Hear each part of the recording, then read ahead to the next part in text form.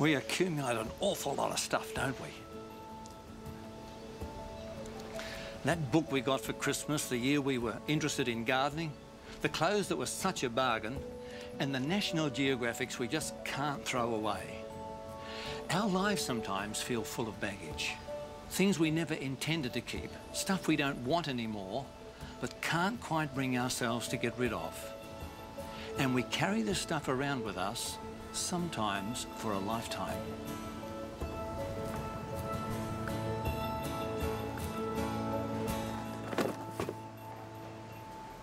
We try to live productive and happy lives, and most of the time we are happy. And yet all of us, no matter who we are, drag some secret regret or guilt around that we just don't seem to be able to get rid of. Of course, we don't all think we're guilty. Right now you might be thinking, well, I've never killed anyone. I've never stolen anything. I'm not really a bad person, actually. And yet somewhere deep down, there's something that makes you feel guilty.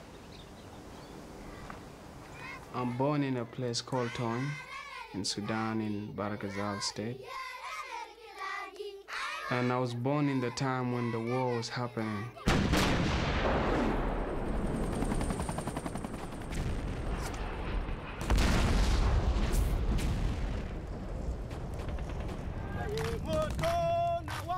SPLA was formed, and when it was formed, it brought a lot of tension.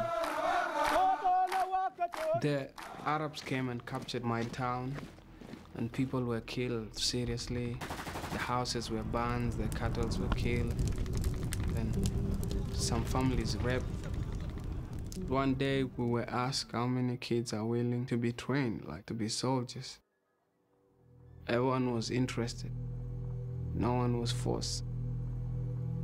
For me, my desire was to revenge what happened in my village, and I said, okay, I'm gonna learn how to fire a gun.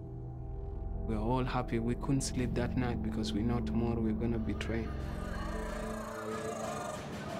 I believe I've survived for a reason to tell my story, to touch lives. Hey, can you go back a little bit? Let's listen to that again. I believe I've survived for a reason to tell my story, to touch lives.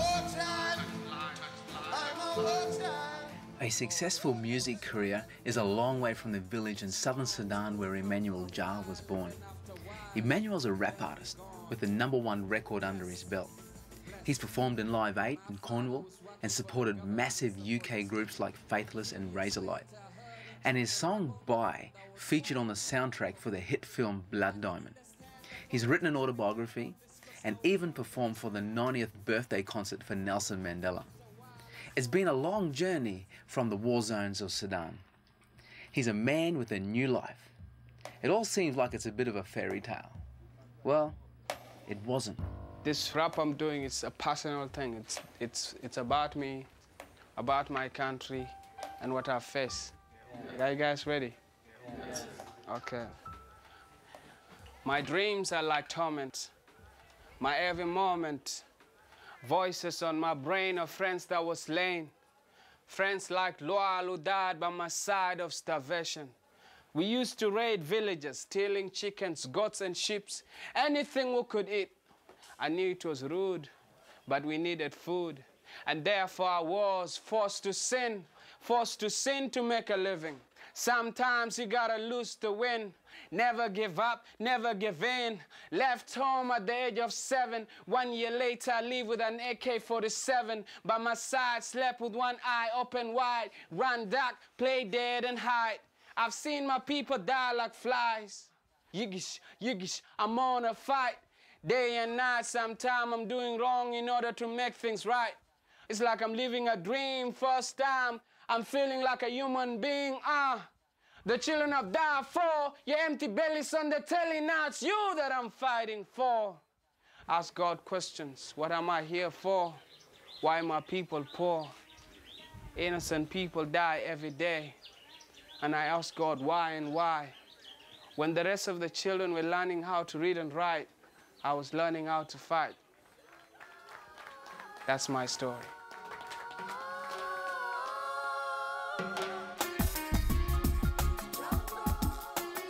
When a child is born, the child is free. You see, they don't know who can be their enemy. I've lost my childhood, but at the moment I'm moving with what I have and with what I can achieve. Forced to sin to make a living. Forced to sin to make a living. Sometimes you gotta lose to win. Guilt can be a powerful force in our lives. In America a few years ago, a young woman's murder investigation had stalled. The police recruited a psychologist who suggested hiding a microphone at the victim's gravesite, you know, to see who might come by and confess their sins. Months later, a man turned up, riddled with guilt, and poured out his heart, begging the dead girl for forgiveness. And the police got their man. Dr. Hart's ready for you. Thank you. Oh, come on in. Hart. Hi, Danielle. Nice to meet you. Good to meet you. You found your way here all right? I did, yes. Okay. Uneventful, which was lovely. All right. So, why do people feel guilt? People feel guilt because they are designed to feel guilt. It's all part of the brain structure. Unlike any other form of life, humans have a unique system that is, a warning system is really what it is. It's also a system that keeps you honest and makes you a good person. Now, it's surprising, isn't it, that while we were born in sin, God gave us the capacity to be good. And to be good, we really need the guilt system. Okay, so how does it do that? How does it correct us? It corrects us because it's a warning system. In the brain, there are really two components that operate for guilt. Guilt is a feeling, but it is a feeling that comes from the brain having a system called mirror neurons. These are neurons in the brain that mirror something that is going on outside. So if there is something painful being done to someone and I'm standing there, my brain is mirroring that as if it is in me. We call it the empathy system. And that is the basis for guilt and how it operates in our brains. If they don't have that guilt, then it can be a serious consequence. There are a group of people who have no guilt whatsoever. We call them sociopaths, psychopaths. They are in our prisons. They rob you, they steal from you. They feel no guilt at all. The consequence is a very serious one. But perhaps the most important consequence, if you don't experience guilt, you really can't make a connection with others. Relationships are destroyed. Whole families can be destroyed when there's someone in the family who feels no guilt. So guilt is, it's almost as if God has designed us around this guilt system because it plays a major role in our relationship with God as well.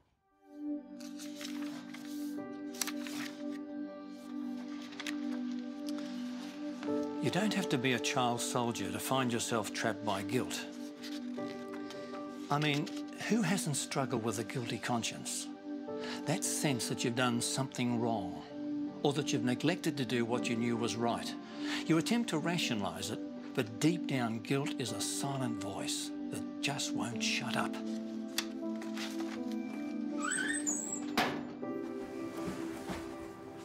When we feel guilty about something, either we've done something bad, or we haven't done something good, or we haven't helped anyone, a feeling of anxiety increases. So it really falls into the domain of the anxieties and makes us feel uncomfortable.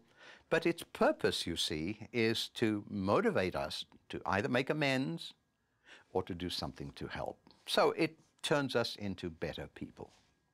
Okay, so guilt can be good or bad? Guilt can be good or bad, and it's very, very important that we understand the distinction. In psychological terms, we think of the bad form of guilt as neurotic guilt. And a good form of guilt is the true guilt. So you can feel guilty about something you haven't done, because you've been programmed to feel guilty. Or you can feel guilty about little petty things, like my mother, whenever we finished a meal, my knife and fork had to be at 45 degrees on the plate before she would take the plate away.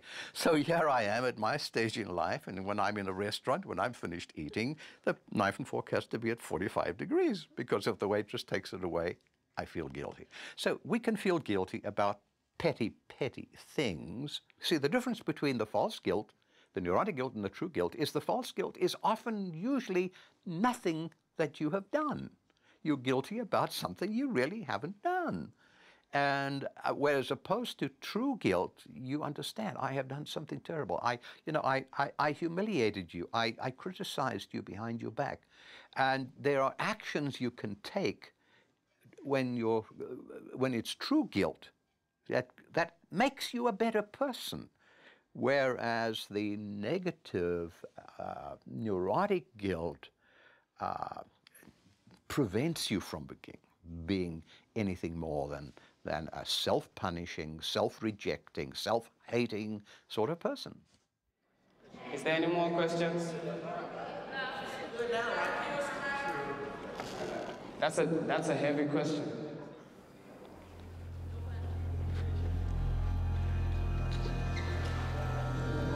You know, when you go to war and you're young, sometimes you don't even know where you're shooting at. You just fire in the bush and assume you've killed someone.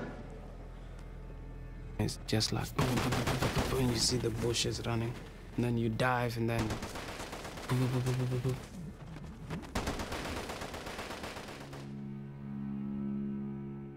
we had so much hatred.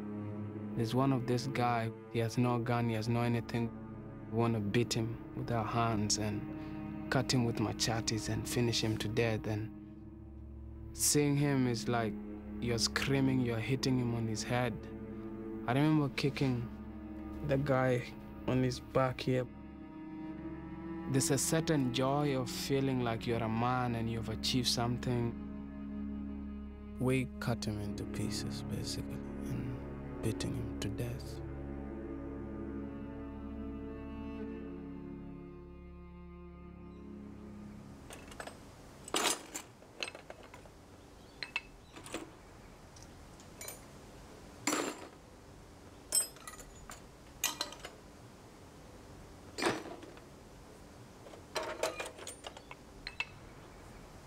Many adult soldiers suffer from what they call post-traumatic stress syndrome. It's not just the fear for their own safety or seeing their comrades killed. Many struggle with what they've done in battle themselves. We're not talking about war criminals here, just men and women doing what's done in war. And often, however justified, the guilt makes it hard for them to hold their lives together. Post-traumatic stress disorder, we now know, has some implications for guilt. For example, with the wars that are going on, we get something called survivor guilt, where, you know, everyone else in your platoon died and you're the only one who survived. And now you begin to feel guilty because you are the only one that has survived. Guilt can come from some of the actions that must be performed when you're a soldier. Now, you know, if you're fighting a legitimate war, or whether it's an illegitimate war, you know, just a terrorist activity, there's the guilt feeling. You're left bearing the brunt of responsibility, and that can be very, very disconcerting, and can cause it can ruin the rest of your life if you don't deal with it. So post-traumatic stress disorder has several consequences, but one of them is the effect it has on your guilt. And this is why a culture of forgiveness needs to be created. I was in New York with the September 11 event. A week after that, I was in the hole, helped to train relief workers and deal with the firemen and the policemen who had to go and find these body parts and so on. And they were feeling traumatized by that, and in a sense, guilt, a survivor guilt phenomenon. And so creating a culture of forgiveness is something that we need to pay attention to in our Christian world. People need to learn how to receive forgiveness. Because even though you may not have done anything yourself, but you're feeling guilty, there's a sense in which forgiveness is still the healing force in that. If God's solution is forgiveness, trust me, our solution is forgiveness as well. Sometimes when I survive in a place, I say, why did I survive? Sometimes I used to wish, hey, let me die. I've been suicidal, I'll say like that. Most of the time I was suicidal, but not anymore now.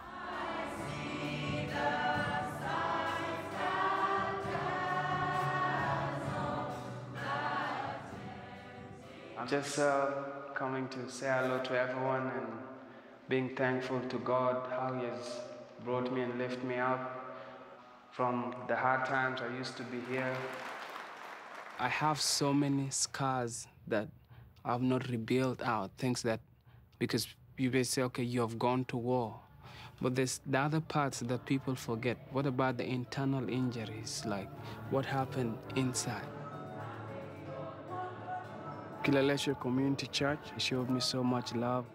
I started joining the choir, trying to write songs, and it started healing me emotionally. In soldiers coming back, those who've experienced the traumas of war and hardship, there has to be an inculcation of a forgiveness spirit in them. And that forgiveness has to be directed at yourself.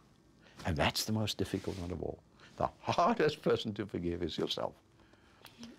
But if God can forgive, you must also.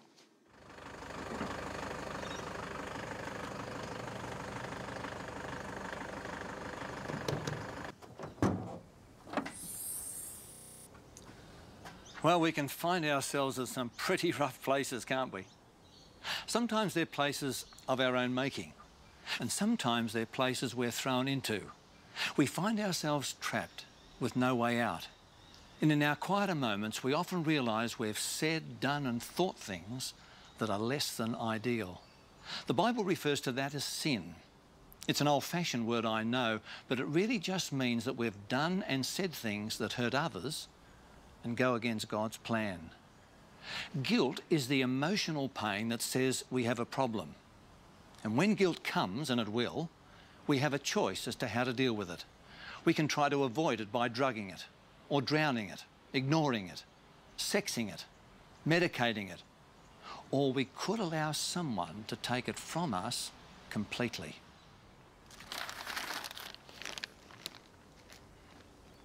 A definition I learned from an old African preacher when I was like 21 years of age. And we were talking about the situation in South Africa, how bad it was. And I said to him, I asked him the question, I said, what do you think needs to happen for things to come right? And his answer was, we, meaning the blacks, will have to forgive the whites. And I cynically said, yes, but what is forgiveness? And he came back with me with this definition. It's in all my books that I've written on the topic. Forgiveness, he says, is surrendering my right to hurt you back. Surrendering my right to hurt you back.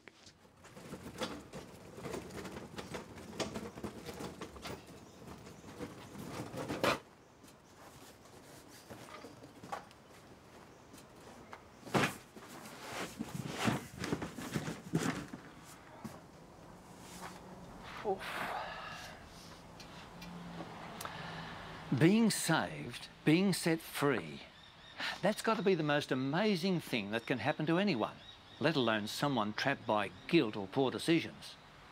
That's exactly what Jesus' death on the cross achieved. So if you ever wondered what the death of Jesus on a Roman cross 2,000 years ago has to do with us today, it's this. At the cross, Jesus took on himself the punishment for our guilt. He said, if we confess our sins, he's faithful and just to forgive us and to cleanse us from all unrighteousness. Yours, mine, Emmanuel's.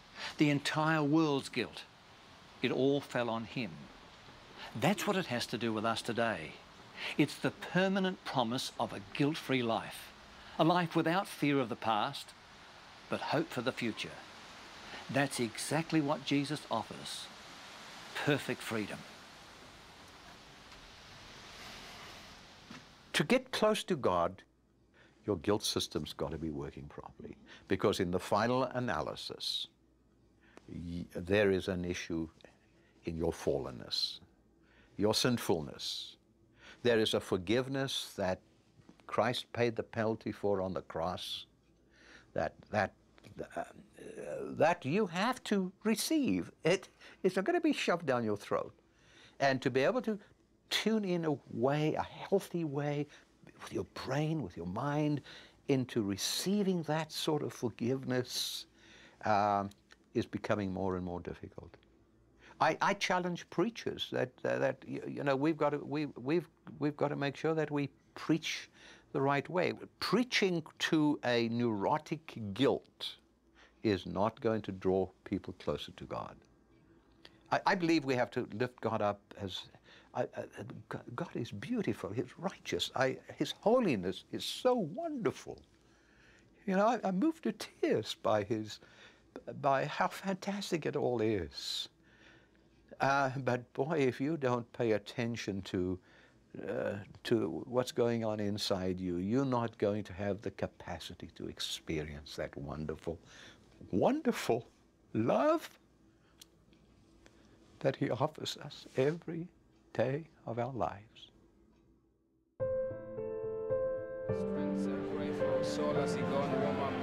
When I'm on stage, I'm taking it serious, saying we cannot change people's life by our own strength. So we need a supernatural power to help us. The Lord will help us have a great show and minister to the people, oh God. And I thank you, and in Jesus' name I pray. Amen.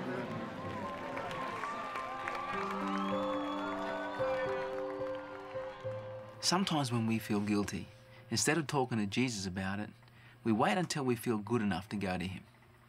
But that's not how Jesus works. He doesn't expect us to be perfect when we come to Him. He promises to accept us just as we are, sin and guilt included. In the book of Psalms, the Bible has this insight. Finally, I confessed all my sins to you and stopped trying to hide my guilt. I said to myself, I will confess my rebellion to the Lord, and you forgave me. All my guilt is gone.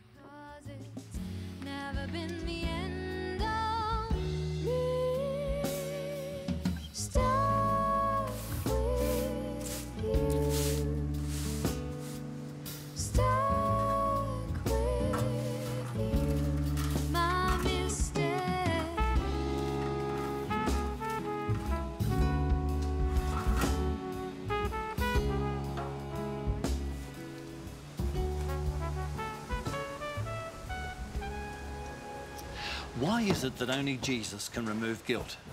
How does that work? Well, let me try to explain it like this. If I had $1 million mortgage and I fell on tough times and had no hope of paying it back, the bank would have several options. They could foreclose on my house and I'd lose everything. I mean, that's justice. I signed the mortgage agreement and can't complain. Or they could come to me, realise I've got a problem and give me more time to pay. That's mercy. I didn't get what I deserved and I'd feel pretty relieved.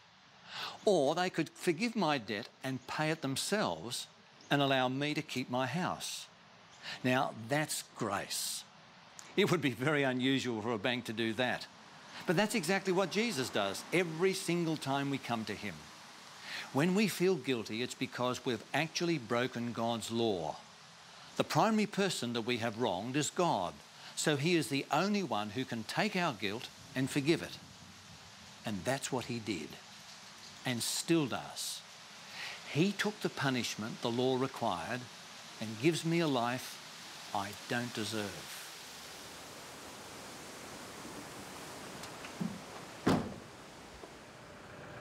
Okay, mate, take it away.